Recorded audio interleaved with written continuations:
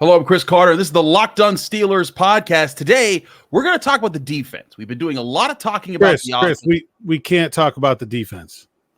Alan, how are you talking right now? I have my ways. We can't talk about the defense because fresh Brandon Aiyuk drama just dropped. There's more Brandon Aiyuk drama? There's more. From TikTok. I hate everything. It's the Locked On Steelers podcast. Let's get into it. You are Locked On Steelers, your daily Pittsburgh Steelers podcast, part of the Locked On Podcast Network, your team every day.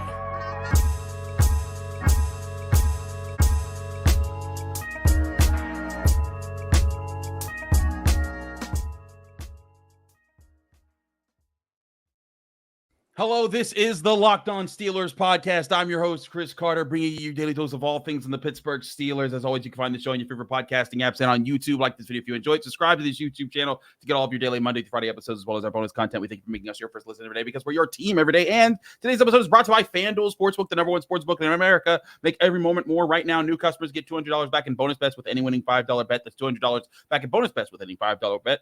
Visit FanDuel.com/lockedon today to get started. And like I said, we were supposed to talk defense today, but no! Brandon Aiyuk wants to get on his phone with Jaden Daniels and say the Niners don't want me on TikTok. And then it starts a whole uproar, and now everyone's like, Omar Khan's coming for Brandon Aiyuk. So that's what we're apparently going to talk about today with Alan Saunders of SteelersNow.com. Or should I say Alan Saunders of SteelersNow.com. There we go. Alan, we had our little bit there, but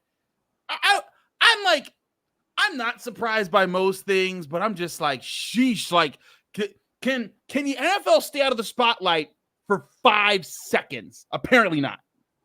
No. And like specifically like to this week, right? Like nothing's going on. Everybody's done with mini camp. Yep. Everybody's supposed to be taking some time off. Yep. You just had to drop this. Not us. Look, I don't know. It's keeping the attention machine going. And man, if I was a conspiracy theorist, I'd say this was very convenient timing. Orchestrated. I'll just say that.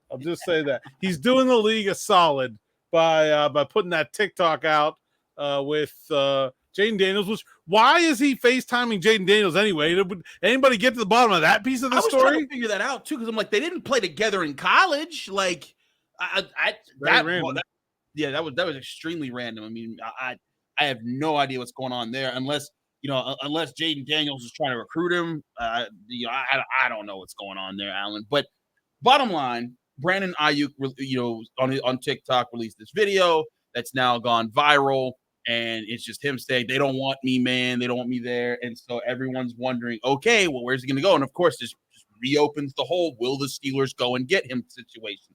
Now, Alan, like you, I don't believe everything on its face all the time. There's some things I will take as a face value. I'm like, all right, that's just a thing. But part of me feels like you don't put this out unless there's some sort of ploy going on, unless there's some sort of thing here. And like, I get it. I do. I get that Brandon Aiyuk, he wants his money. He believes that he's owed his money, in the Niners and him, they can't meet in the middle ground. He doesn't want to sign a franchise tender. He wants to sign the $30 million deal that he thinks he's owed. But to me, I know that people are really excited for this. I'm not sure that this video or anything that comes from this moves the needle at all from where the Steelers were in their earlier discussions, because unless somehow the Niners are like, okay, well, now that everyone knows that we don't want him, it will no longer take a first-round pick. We'll give him up for a second and a fourth or something like that. But that's not going to happen because they still know how valuable he is in the NFL. Well, let's talk about what they don't want me means, because Mike Silver, who is the most connected 49ers beat writer that I'm aware of, said last week, 12 days ago, whatever, that they offered him a $26 million a year contract. That's a lot of money. There is a wide gulf between we are willing to pay you $26 million a year and we don't want you. Like, I bet if you got John Lynch on the phone right now and you were like, do you want Brandon Aiyuk? He'd say, heck yes, we want Brandon Aiyuk for this year and all the rest of the years. Now, are they willing to meet his asking price? Okay, that's questionable. But there's the two big things here is it doesn't seem like they're that far apart. Like they're like really on a 4-year deal, $4 million a year. I mean, sure, that's big money to you and me. It's not big money to the San Francisco 49ers. They can find $4 million a year. If that's all the further the sides are apart right now, I would call that like a pretty positive sign for the go. Oh, they're only $4 million apart, and it's June 17th. They've got 3 months to get a deal done. I'm pretty sure it's going to happen. Like, why would that amount of difference be seen as right now a stalemate? That doesn't make any sense to me. So that's thing one. Thing two is, even if they are at a stalemate, and even if the Niners say the offer is $26 million and not ever 1 penny more, that's as high as we're ever going to go, and he just says that's not even close to getting it done, I'm sorry, they would still have to want to trade him instead of just running out the 2024 season with him and go to try to win a Super Bowl. Like, and I don't like a whole bunch of other stuff on top of this would have to happen for the 49ers to, in my mind, even entertain trading him, because they are a legitimate Super Bowl contender. That 2025 draft pick that they're going to get for trading him, no matter how good it is, doesn't help them win a Super Bowl this year. And that's the thing, is that I look at this, and to me, this doesn't change the equation. And the problem with this whole situation isn't whether the Niners want him. It's the equation of it. Well, I mean, that is part of it. But the Steelers would still have to give up a first and change to get him. Maybe. In a time when they're rebuilding. And like, whereas like everyone's excited about the offensive line, everyone's excited about the defense, but there's still future pieces that need to be brought into this team. And you're going to be giving up that and paying him that more than $26 million a year, because that's what the Niners offered him, and he didn't want that. So I just see this as a hard time seeing this changing the equation. And that's not saying it won't happen and it can't happen. It's completely out of, but I don't think that this video does anything to change where the Steelers are, other than to kick it up and get us to change our topics on today's Locked On Steelers podcast. I'm not even sure the Steelers should want to pay him $30 million a year.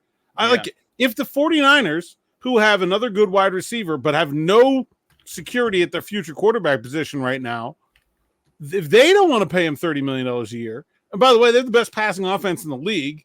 They have the only passing offense in the last 10 years that has been an elite passing offense without elite quarterback play, one of the best offensive environments in football. If they don't think he's worth that to them, why would he be worth it to the Steelers, who also don't have a quarterback situation and have a primarily running offense that's being installed by Arthur Smith? Like, I don't even know if they could get him. It would be worth it for them to sign him for the $30 million for getting the draft pick that they would have to trade away. And so I think there's a long way to go.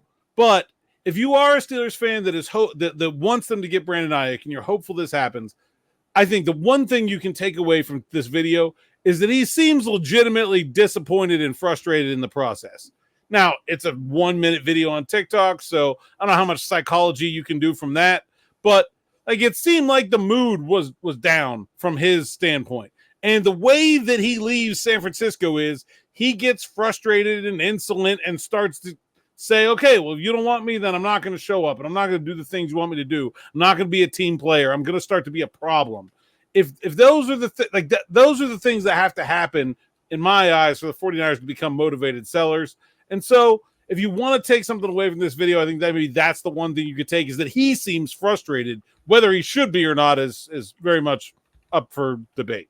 Exactly. And that's another discussion that we won't be able to really get on the inside of, because we're not in San Francisco. And even the people who are in San Francisco, unless you're in those negotiations, you don't know what's actually happening there. I again urge Steelers fans, what we've said on this show and what we will continue to say on this show until we see other information that actually impacts things. I think that a move for a Courtland Sutton type of receiver makes a lot more sense, because A, it won't cost as much against the salary cap.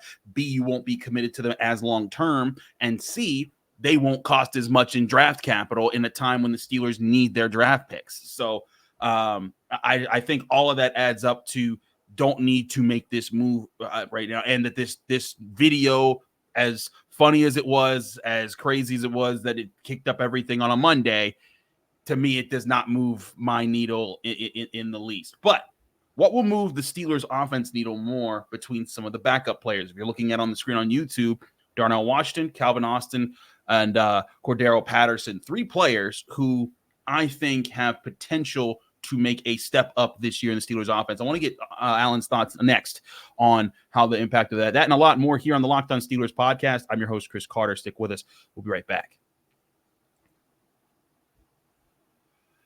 But first, I want to remind you this show is brought to you by FanDuel Sportsbook, the #1 sportsbook in America. It's summertime, it's hot, and that means lots of baseball, championships, and plenty to bet on with FanDuel.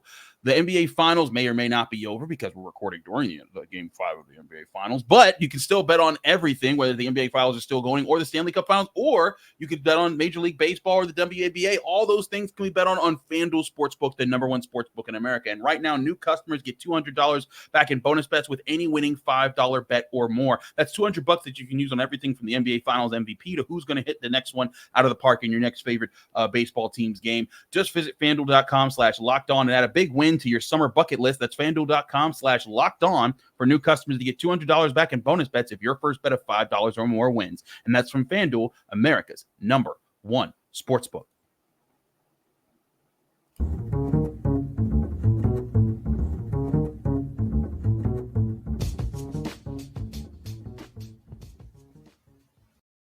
Back here on the Locked On Steelers podcast, I'm your host, Chris Carter, here with Alan Saunders of SteelersNow.com. Alan, let's get into this discussion because Aiyuk is being brought to the offense. If he joins the Steelers, he's the #1 receiver. Pickens is the #2, and then we go from there. But the Steelers could find other weapons who become very useful this year in their offense that aren't named Najee Harris, Jaylen Warren, George Pickens, or Pat Freiermuth. I think all 4 of those guys are established like they know they can be a problem.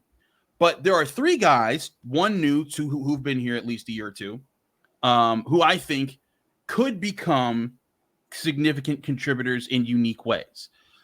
#2 tight end Darnell Washington, who saw plenty of snaps last year, but not many targets. Calvin Austin, who got his first real year of action last year and made some plays here and there. And Zach Azzani has said in Steelers minicamp that he has made significant strides to improve. Or Cordarrelle Patterson, who the Steelers acquired in free agency and has been part of Arthur Smith offenses for some years now. In fact, just a few years ago, had over 1,000 yards from scrimmage with him there. Granted, last year he had less than 300. If I look at those 3 names, Alan, which one do you like the most to have like a sort of big, not like a huge year, like they're going to break the league or anything, but to be like the bigger impact player for this offense? I think Calvin Austin has looked really good this spring. I think he has developed his skill set beyond just being a speed threat and a gadget play guy. He looks really comfortable with Russell Wilson. He seems like he's finding open spaces, even in like areas of defense that you wouldn't consider fitting his strengths. Stuff like the red zone, where he's a small guy. Like there's no two ways about it. But in those compact areas, he still found ways to get open, which I think really shows you that he's developed a lot. And there's going to be plenty of opportunities. That there's not someone else at wide receiver that's going to take all these targets away outside of George Pickens. And so, even if he's only there to run deep routes and keep safeties off of Pickens, like that's going to be a huge advantage for this offense. So I think he's going to have a bigger role than he did last year. How big? I mean, it will probably depend on how he starts the season and if he can build some momentum. But I mean, as they stand right now, I think he's a big part of this offense. Darnell Washington, I don't know that he's going to be a huge part of the passing game, but it sure seems like this offense is better suited to his skills than the last one, just in terms of one, like he's going to block a lot, but then it just seems like they're better at getting him into spaces where you can use his ridiculous height. How many times last year did you see a Steelers quarterback just throw a ball 7 feet 2 inches in the air towards Darnell Washington because nobody else could jump that high? Like it just, I don't know. They never used that part of his game. I feel like there's so much more to unlock there. I don't think he's ever going to be a huge volume receiver, but if he can continue to improve his blocking and be an asset in the red zone, third down, short yardage, I think he can be a bigger part. I don't know. I have less strong feelings about how they use Cordarrelle Patterson. He was a late arrival at OTAs, so I didn't really get to see a lot of him this spring. And he's a guy who's, I mean, he only had 59 touches last year. His usage was way down in Atlanta. I think he dealt with some injuries, but I'm not quite sure what Arthur Smith has up his sleeve because, I mean, he's mostly been playing running back. I don't know about you. I don't really want Najee Harris or Jaylen Warren to not be on the field. So, I mean, is that some 22 personnel with 2 running backs out there at the same time, or maybe use him as a slot H-back kind of role? I don't know, but well, I mean, I think the Steelers mostly got Cordarrelle Patterson for his kick return ability, and I think they'll consider anything he does on offense as kind of a bonus because that's going to be really important to what they do this year. So I hear you on that. I hear you on on the usage there of Cordarrelle Patterson. We don't know how that's going to look for the Steelers. I brought this up on yesterday's show and using some of the clips that we talked about, with Cordarrelle Patterson in the Steelers locker room. But I think there's a chance to use him a bit more in the offense, not as like a main feature, but as like a utility piece who can confuse defenses and can also give a rest to either Harris or Warren at different times. Because I think that let's say the Steelers don't make this big move for a Courtland Sutton, a DK Metcalf, a Brandon Aiyuk, whoever, and they got to get creative with who they make the fifth option in the offense, because presumably you're thinking Najee Harris, you're thinking Pat Fryman, you're thinking George Pickens. Those are your top 3, and then if Jaylen Warren's on the field, he could be a third, he could be the 4th, and then you can either do Calvin Austin or you could do Darnell Washington or you could do that. But like something that you and I talked about last year when Najee Harris and Jaylen Warren are on the field, it was awesome because you got to see 2 guys that were dynamic and they could play off of each other, and they can, but either one can run or catch and make a threat, and the defense has to honor both. But what if one goes down, or what if one needs a breather? And that's where I think a Cordarrelle Patterson could be a unique option to say, like, hey, you know what? Najee's just had 8 carries in the last drive, and that was a grueling drive. Let's give him a breather. Jaylen and Cordarrelle, you're the running backs this drive. And, Cordarrelle, you may line up as a running back to start, but you might get flexed to the slot, and different things like that. And that's where I think Cordarrelle could be useful. If I was to pick one of these 3, I would also pick Calvin Austin simply because I think that he has – I loved his potential coming out of college. I thought his speed with his explosiveness, his short-range quickness, if he pieces it together, I think Calvin Austin can be a truly dangerous weapon, and especially in this offense where the power run is going to be so valuable and play action might open up because of that, he could hit a lot of home run balls. But I also urge this. Do not overlook the potential for Darnell Washington. There were so many times, even beyond just the simple – hey, we're inside the 10. Let's just throw it up to 80, and let's just see if Mount Washington can go up and get that ball. But if even beyond that, there were times where in just simple down and distances, like 2nd and 8, where Kenny Pickett would roll out and Darnell Washington would be open in the flat, and he wouldn't throw it to him. And I'm like, man, Darnell Washington with 5 yards of space is dangerous because now he's going to pick up momentum and he's going to truck the first man that gets to him. And that's going to be yards. He's going to fall forward, and that's easy yards that you can incorporate into the offense. And so if I was to order these 3, I think I would take Austin first, then Washington, then Patterson. But I also say do not sleep on Washington. Maybe if he becomes this real red zone threat where it's just, hey, you know what? In the red zone, you got to worry about this offensive line with Broderick Jones and all these dudes that are just blocking you all over the place. So you got to commit to the line of scrimmage with your linebackers because your D line ain't going to be enough. By the way, you have to stop Najee Harris. By the way, that's also Jaylen Warren over there. By the way, there's also Pat Fryman, who's also a red zone threat. By the way, George Pickens over there. Oh, and by the way, there's that guy named Darnell Washington who's 6'7", and he can line up as a blocker and crush you, or he can just we call play action and you send him to the back of the end zone and Russell Wilson just throws it up high and he just snags it because no one is as tall as him. Like that to me could be very useful for a team that struggled in the red zone a lot last year. I think we're just going to see a whole bunch of weird formations, different personnel groupings.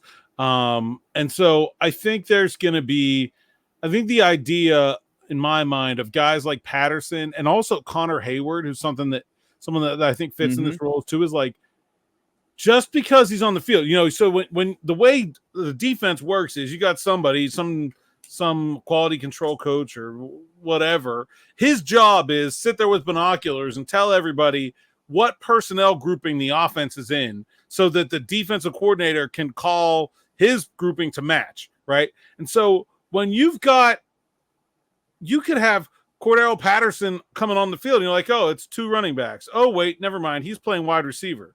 Oh, you have Connor Hayward come on the field. Oh, it's 2 tight ends. Oh, never mind. He's a fullback. Oh, never mind. He's a fullback and he's a running back and Patterson's a wide receiver. Right. Like it prevents defenses from keying in on what you're doing.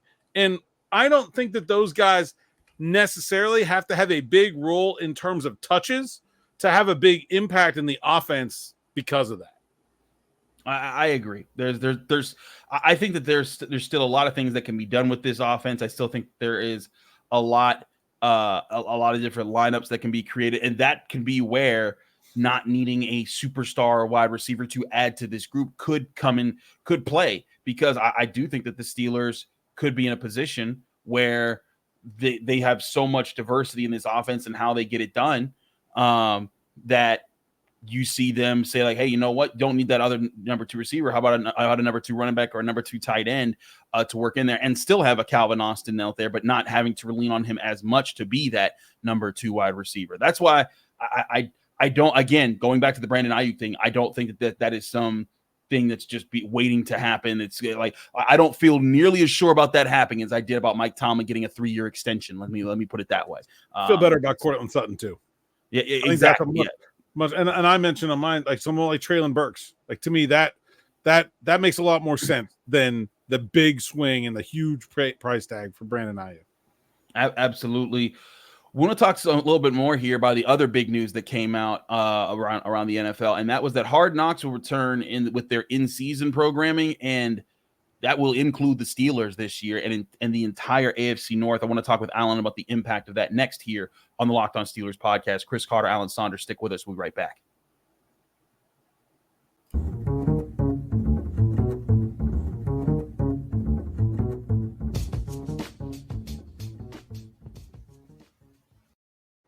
Back here on the Locked On Steelers podcast, I'm your host, Chris Carter, here with Alan Saunders of SteelersNow.com. Alan, so the announcement came out from the NFL that the Steelers would be involved with the in-season production of Hard Knocks, of course, the HBO-themed show where they get insider access to show you what goes on in an NFL organization. Traditionally, it happened in training camp, but over the past few years, it's included in-season teams. And now this year, it's going to follow the entire AFC North in how that's going to play out. And this is a first time ever, so it's going to be the Bengals, the Browns, the Ravens, and the Steelers.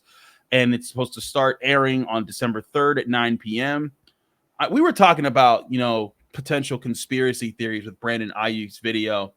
You can't tell me it's not a conspiracy theory, or it's not a conspiracy. You can't tell me this wasn't absolutely planned by the NFL with how they lined up at the AFC North schedule, with the Steelers not playing a single AFC North team until November 17th, which I'm sure the cameras will start to show up around then. And then they'll start producing episodes on the 3rd of December, because the way it works is the Steelers play the Ravens on the 17th of November. They play the Browns on the 21st of November, the Bengals on the 1st of December, and then they'll have the December 3rd on. They still have to play the Browns, the Ravens, the Bengals all over again. There's going to be a lot of content there, and this is absolutely something the NFL was planning all along. Maybe, the Bears have the same kind of thing going on as the Steelers do in terms of their division games being stacked at the back. Again, I don't think it's a big deal. I'm interested to see how the show goes, because I'll be honest, I think the in-season version, frankly, has not been very good the last couple of years. Like, as someone who consumes a ton of NFL content, sometimes professionally and sometimes just because I'm a sicko, it hasn't really been what I would consider like must-watch TV in season the last couple seasons, and it's kind of because they picked teams that weren't that interesting, and I like this idea of taking the whole division a lot better. I'm more interested in the product. I think the teams will be more forthcoming because there's only 25% of the content needs to be from them. They can be more guarded in terms of how much access they give them. Also, if you stink or you're just boring, they're not going to go kicking around for things to come up with to say about you. Like, they're just going to move on and go to somebody else. And so I think that probably makes teams feel a little bit better about doing it. I'm really excited about the format. I like the idea of it. I hope it succeeds. I hope it doesn't change anything in terms of the Steelers, the way they do business. We'll see about that, but I think it should be fun. I think it could be fun. It could be interesting to see how this plays out. But I also think, Alan, like, I also think that there's part of me that feels like what's going to be the blowback on us as reporters, because, you know, there's space in there. Personally, I am not a fan when a lot of the national camera guys come in. They get really territorial, everything, and it's like, buddy, we're the ones that have been here all year long. You could come in here and try to move us out of our spots in scrums and stuff, and, you know, and not that they don't deserve to get their shots and everything, but sometimes I've had some weird interactions with those guys, and I think between that and also between, you know, there's a limited amount of space in the locker room during the season. There's also a limited amount of space in the press box. And if I don't know what the size of these camera crews are. I know when like Amazon did their Thursday Night Football things with the Steelers had to approve like hundreds of people for Thursday Night Football when they were at Acrisure Stadium. And, you know, if that has to happen indefinitely throughout, you know, the month of December and January, like that, I can see that being a huge problem. For access, and them saying, and the Steelers might having some limiting problems. And again, I'm sure the fine people, you know, in the Steelers PR department will figure it out and accommodate us as best they can. But that's the selfish part of me stepping over there and saying, I just like, listen, I like Hard Knocks being somewhere else, because then I get to see what someone else is doing. I think it'll be fun. I think it'll be interesting to see an HBO perspective of those type of things. But I also don't think the Steelers will be too forthcoming with a lot of what they do, with these cameras on. Yeah, I mean, I don't feel like the in-season teams have been particularly forthcoming in general. I think that's one of the reasons why it hasn't done as well and hasn't really captured people in the same way. But I think it will.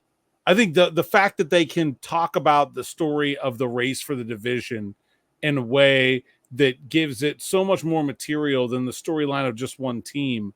And I think it'll make it a more of a national audience too. You know, like why do I don't care that much about the Miami Dolphins. Like, I just don't like it, you know, and I don't think a lot of non-Miami Dolphins fans do, but I think, you know, not only four teams that I think a lot of people expect to all be in contention for this division, to all be in contention for a playoff spot. Like, it's not like there's a bad one there. And so I think it's going to be fun.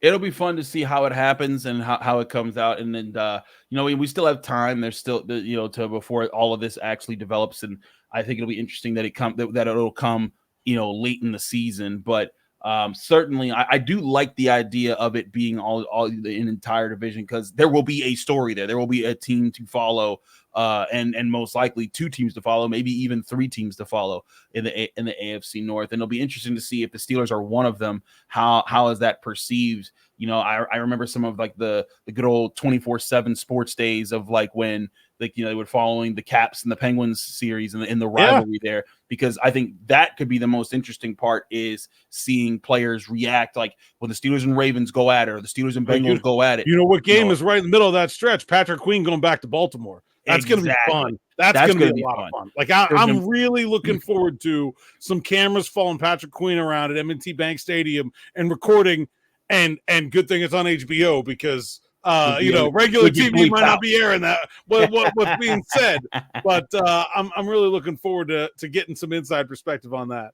Absolutely, we'll see a lot of how that plays out here. That's still a long ways off, but I thought it'd be interesting to talk about, to get your perspective on what Hard Knocks at the Steelers for the first time ever could be like. He's Alan Saunders of SteelersNow.com. Alan, thanks so much for joining us. Let people know they can find you, follow you, and get more of your work. At @Saunders_PGH on Twitter, Instagram, TikTok, where today's news came from. At PGH Steelers Now, the site's account, SteelersNow.com. And you can find my podcast, Steelers Afternoon Drive, on our YouTube channel, or anywhere you get podcasts, with me and Zachary Smith, Monday through Friday, about 5 o'clock. Absolutely. He's Alan Saunders. I'm Chris Carter. Follow me on Twitter and Instagram at Carter Critiques. Read my work at the Pittsburgh Post-Gazette, post-gazette.com. Find me here, the Locked On Steelers podcast, every day, Monday through Friday, breaking down your Pittsburgh Steelers. Back tomorrow, where hopefully I can talk about that defense here on the Locked On Steelers podcast. We'll see you then.